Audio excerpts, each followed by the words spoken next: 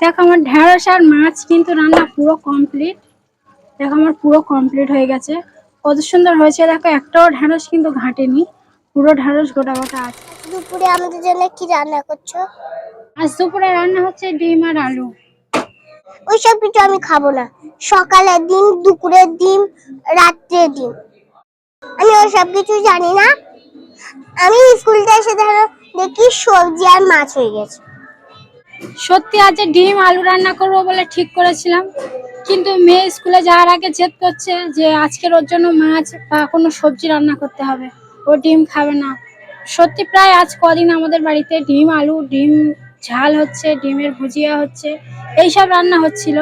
ওরা খেয়ে খেয়ে আর ভালো লাগে না, তার জন্য ও শুধু আজকে যাওয়ার সময় জেদ করছে আমার। এবার ওর স্কুলে দিয়ে আসতে গিয়েছিলাম, দিয়ে আসার পথে বাজার থেকে একটা মাছ নিয়ে এসেছি, একটা সিলভার কাপ মাছ নিয়ে এসেছি। সেটা আজকে আমি ওর জন্য রান্না করব। মাছ রান্না করার জন্য আমি সব সরঞ্জাম নিয়ে চলে এসেছি, একটা সবজিও নিয়ে এসেছি, এটা ঢেঁড়স। ঢেঁড়স দিয়ে আজকের মাছ রান্না করব। এপারে মাছও নিয়ে চলে এসেছি, আলুও কুটে নিয়েছি, টমেটো, পেঁয়াজ আছে। এবার আমি মাছটা ভেজে নেবো। মাছটা ভাজার জন্য আমি একটু মাছে ঝাল হলুদ মাখিয়ে নিচ্ছি। হালকা করে ঝাল হলুদ মাখিয়ে নিয়ে আমি ভেজে নেব। এটা ঝাল অল্প করে দেবো, মাছ ভাজতে গেলে বেশি ঝাল পড়লে শুধু কাশি হয়। গ্যাসের হালকা আঁচে আমি মাছটা ভেজে নিচ্ছি। তেলটা আগেতে দিয়ে দিয়েছি, গরম হয়ে গেছে তেল।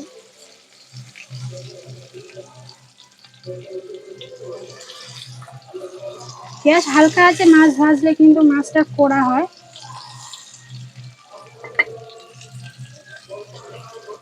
মাছ আমার এপারে ভাজা কমপ্লিট। মাছ ভেজে নিয়ে এবার আমি তুলে নিচ্ছি।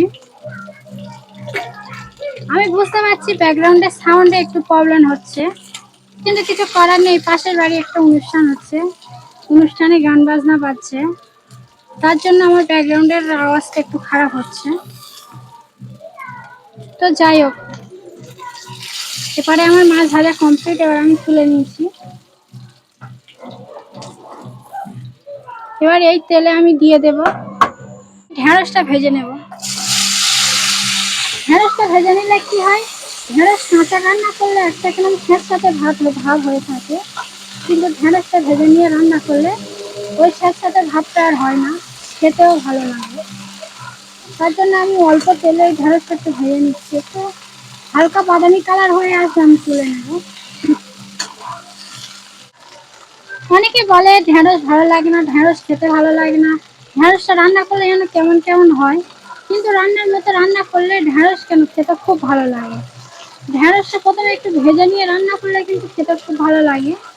আর ঢেঁড়স রান্না করার পরে কিন্তু ওই স্যাঁতস্যাঁতে ভাবটা হয় না, ভেজে নিয়ে, বিশেষ করে ভেজে নিয়ে রান্না করলে। আমি কিন্তু ঢেঁড়স ভেজে নিয়ে রান্না করি। আর এই গরমের সময় ঢেঁড়স মাছ দিয়ে হোক বা পেঁপিয়া মাছ দিয়ে বা কাঁচকলা, এইসব কিন্তু খাওয়া খুব ভালো, শরীরের পক্ষে খুব উপকারিতা। এই জন্য কিন্তু গরমের সময় বেশি বেশি করে সবজি খাওয়া ভালো, মাছও খাওয়া ভালো। ঢেঁড়স আমার এপারে ভাজা কমপ্লিট, তো একটু লাল লাল হয়ে এসছে, আমি তারপরে কিন্তু তুলে নিচ্ছি। ঢেঁড়স দিয়ে মাছ বা অন্য কিছু দিয়ে রান্না করলে কে কে খেতে পছন্দ করো আমাকে কিন্তু কমেন্ট করে জানাবে। ঢেঁড়সটা আমার মেয়ের পছন্দের একটা সবজি। আমার মেয়েকে এই ঢেঁড়স ভেজে দিলে, এরকম করে ভেজে দিলে কিন্তু ও খেয়ে নেবে। একটু যদি এতে নুন দেওয়া যায়।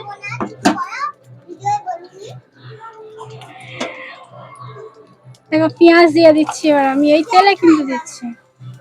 এবার আমি দিয়ে দেবো আলু। ঢেঁড়সের আলু কিন্তু রান্না করতে গেলে একটু পাতলা পাতলা করে কেটে নিতে হয়। এই পাতলা করে কেটে নিলে কিন্তু আলু তাড়াতাড়ি সেদ্ধ হয়ে যায়, নাহলে এই ঢেঁড়সের সঙ্গে দিলে ঢেঁড়সটা গলে যায়, আলু কিন্তু কাঁচা থাকে। তাই আমি পাতলা পাতলা করে আলুগুলো কুটে নিয়েছি। আলুটা আমি আগে কষিয়ে নেব, তারপরে কিন্তু ঢেঁড়স দেবো। ঢেঁড়স আগে থেকে ভাজা আছে। আদা রসুন দিয়ে দিচ্ছি। এবার দেবো লবণ, গুঁড়ো ঝাল আর হলুদের গুঁড়ো।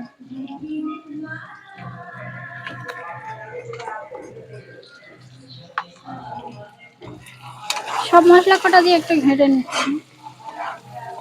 এবারে আমার আলু সেদ্ধ হয়ে গেছে, আলু কষিয়ে কষিয়ে আমি সিদ্ধ করে নিয়েছি। দেখো আলু পুরো সিদ্ধ হয়ে গেছে, কেটে যাচ্ছে। এবার আমি দিয়ে দেবো এই ঢেঁড়সটা। টমেটোটা লাস্টে দিলে কি হয়, একটু টক টক ভাব লাগে, খেতেও ভালো লাগে। তার জন্য আমি তরকারি টমেটোটা লাস্টে দিয়েছি। এবার আমি পানি দিয়ে দিচ্ছি। রান্না আমার প্রায় কমপ্লিট হয়ে এসছে। ঢেঁড়স দেওয়ার পরে কিন্তু বেশি নাড়াচাড়া যাবে না, বেশি সিদ্ধও করা যাবে না, নাহলে ঢেঁড়সগুলো গলে যাবে, ছেড়ে যাবে। দেখো তরকারিটা ফুটে উঠেছে, এবার আমি মাছ দিয়ে দেব।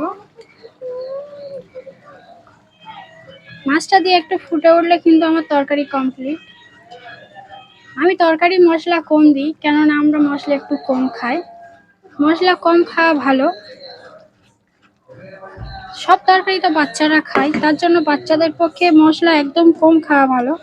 আমাদের বড়দেরও মশলা কম খাওয়া ভালো, তার জন্য আমি মশলা কম দিয়ে রান্না করি।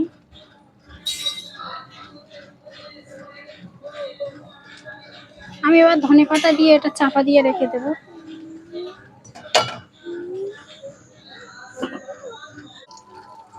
দেখো আমার ঢেঁড়স আর মাছ কিন্তু রান্না পুরো কমপ্লিট। দেখো আমার পুরো কমপ্লিট হয়ে গেছে। কত সুন্দর হয়েছে দেখো, একটাও ঢেঁড়স কিন্তু ঘাটেনি, পুরো ঢেঁড়স গোটা গোটা আছে। ঢেঁড়স আর মাছ খেতে কাদের ভালো লাগে কমেন্ট করে জানাবে। আর ঢেঁড়স কিন্তু এমন ভাবে রান্না করলে কিন্তু খেতে আরো সুন্দর লাগবে। ঢেঁড়স আর মাছ খেতে কার বেশি পছন্দ এটা কিন্তু কমেন্ট করে জানাবে। ভালো লাগলে কমেন্ট করবে, সাবস্ক্রাইব করবে, একটা লাইক দিয়ে যাবে অবশ্যই।